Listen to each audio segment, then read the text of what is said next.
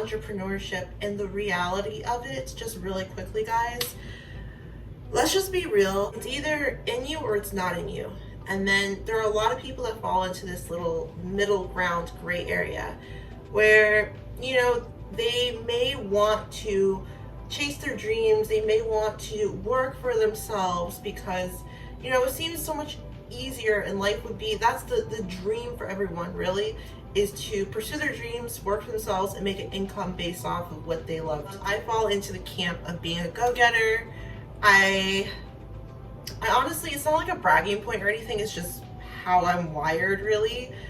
Ever since I was in high school, like my senior year, I was working a job. I remember one of my first jobs, I worked in a floral department as a florist. I was an apprentice, and I was, in my thought process, I was going to be mentored to be a manager of this floral shop, right? I was very passionate about this job.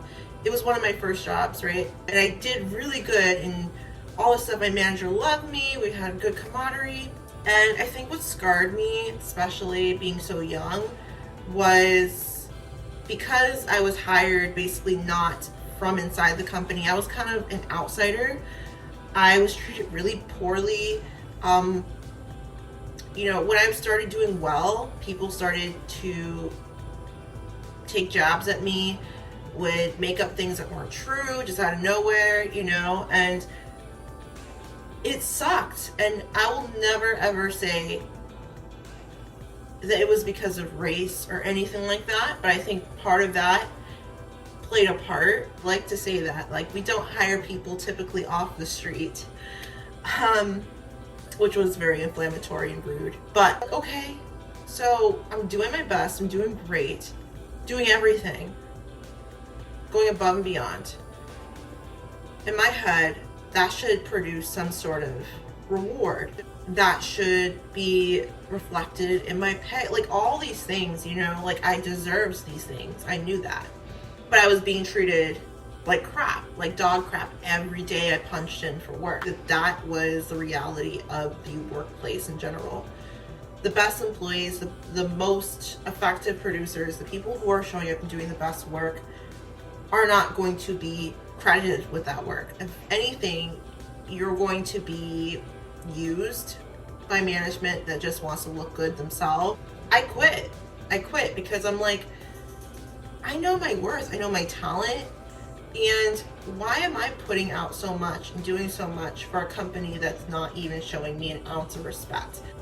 I've always questioned, I've always wanted to do different things than what everyone else was doing. And, you know, obviously you don't want to step out of the realm of what's normal, because then you are labeled as doing the wrong things. You're just going to be a failure in life. The litany of things that society tells you if you choose entrepreneurship is insane. It's ridiculous. And one thing I want to say, guys, if you have a passion to do something and you are driven and you make things happen, then do it.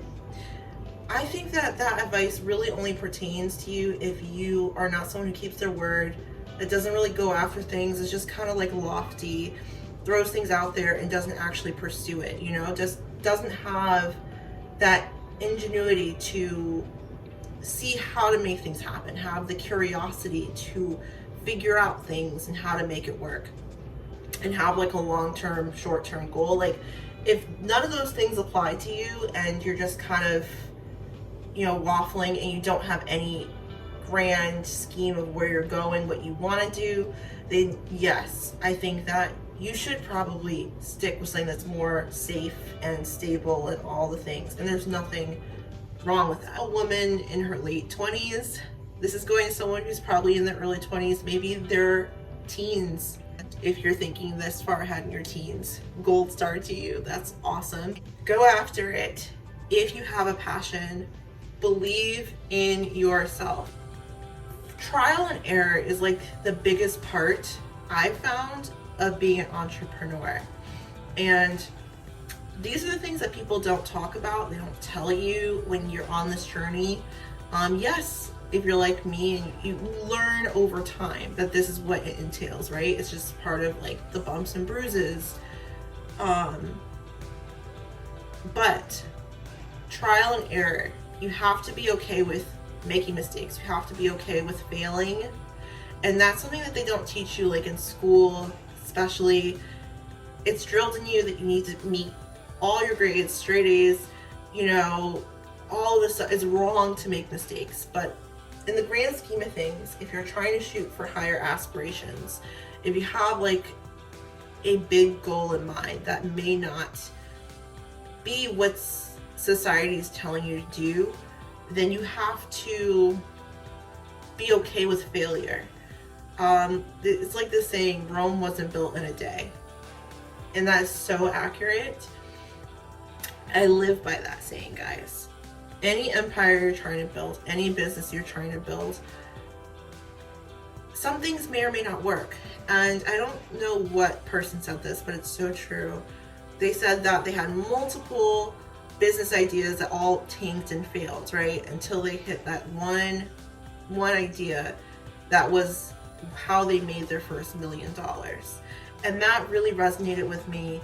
Is it's not just that story, it's just the mentality that goes behind it. It's the amount of mess ups, screw ups, you know, like trying to do something, thinking that's the thing, but it just doesn't work. It doesn't get off the ground. It doesn't succeed. But you can't quit and say, oh, I throw in the towel. I tried it. It was too hard. You know, I didn't like losing. You have to be able to self-motivate and push through each and every failure. All right, so that's it. That's all I wanted to say with this video. Thank you guys so much for watching. Hopefully it hit home, it resounded with some of you. Make sure to subscribe to the channel. Thank you guys so much for watching. As always, be well, be safe, and take care, guys. Bye.